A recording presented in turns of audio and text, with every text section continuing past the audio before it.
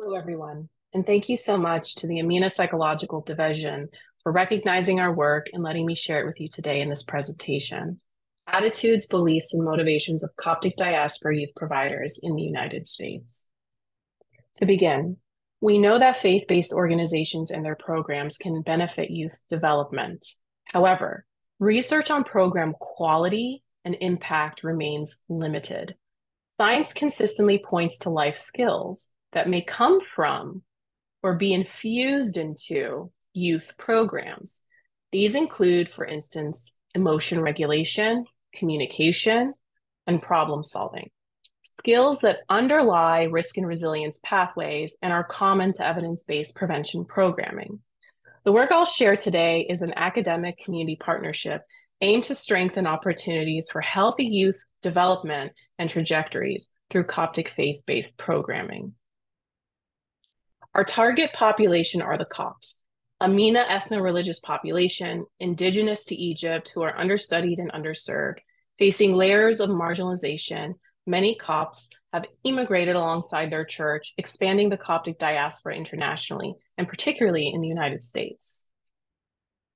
My collaboration with the Coptic Orthodox Church of the Southern United States Diocese began in 2021 with two primary aims. The first, to equip youth providers or servants with empirically supported skills to nurture youth mental health and address their specific needs. And two, to foster positive adult-youth connections in the daily and routine interactions between providers and youth in order to enhance engagement, more specifically in Sunday school programming. To elaborate, a common hurdle facing providers is connecting and engaging with youth, both in and beyond the general lesson plan.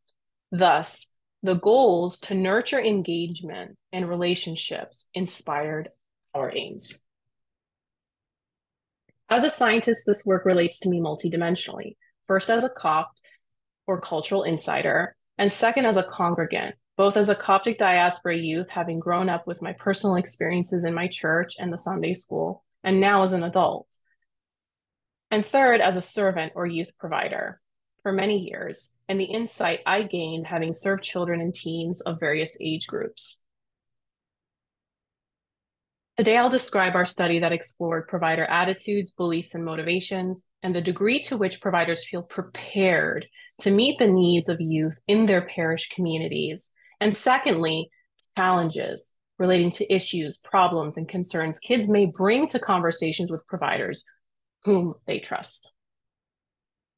Diocesan providers conducting spiritual programming for youth aged 3 to 19 completed a survey with both multiple choice and open-ended questions on attitudes about youth behavior, training needs, and motivations for working with youth.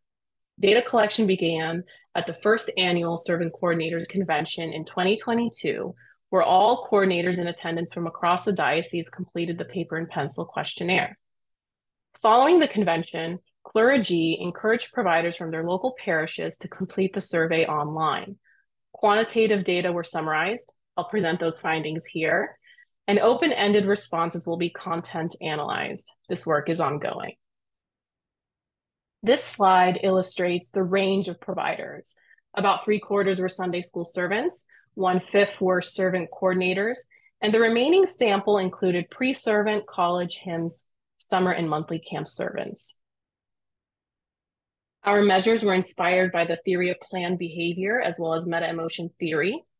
The questions were focused on provider interpretations of disruptive and disengaged behaviors as demonstrated by youth, and how providers would most likely respond to youth demonstrating those types of behaviors.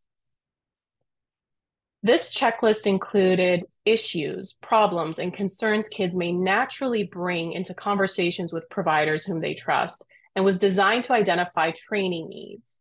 Providers indicated how comfortable they feel having these conversations and their interest in receiving training and resources regarding these topics.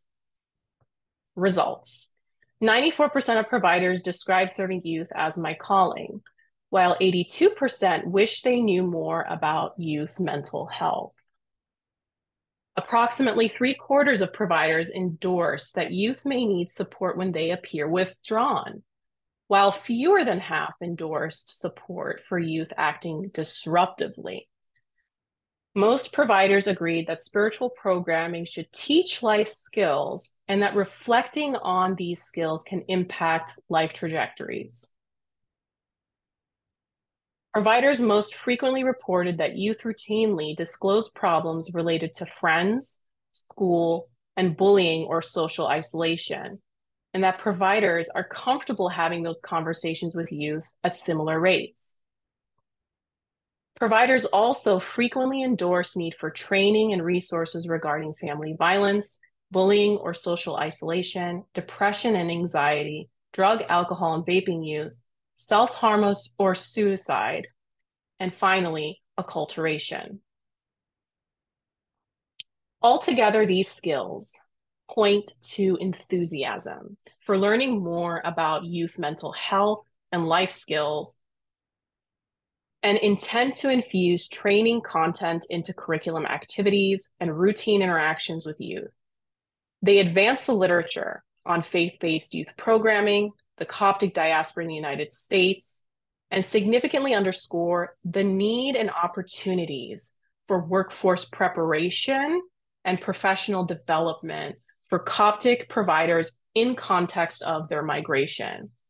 Most importantly, this work elevates the voices of Coptic youth care providers and highlights opportunities for workforce training and preparation to meet the providers where they are and prepare them to, in turn, meet the youth where they are. And so what's next? In the immediate, I'm excited to announce that Dr. Christina Gabi will be joining me to code the open-ended response data on provider motivations and beliefs. We will then begin studying a framework for diocesan Sunday school programming based on this working bioecological model for US-based Coptic diaspora youth that I've put together from extensive field work and discussions with multiple stakeholders. Finally, I'd like to offer my most sincere appreciation for my community and my academic partners, Ilamba Youssef, Abuna Simon, Polycarpus, and Jerome, for their support, and of course for you all for having me. Thank you so much.